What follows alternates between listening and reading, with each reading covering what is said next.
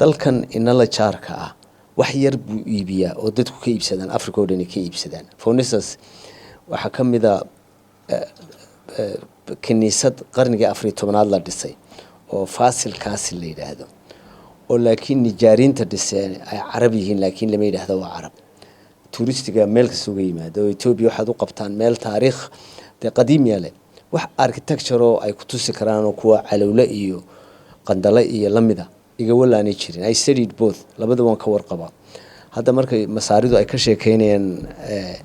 calawle inagu aad uma naqaano laakiin arkiibiyada masaarida waad la yaabaysaa iyadii raasxaafuun iyo gardarfu iyo qiimaha ay lahaayeen inagina waan ag maraynaa marka waan garan karaa awoodda jirta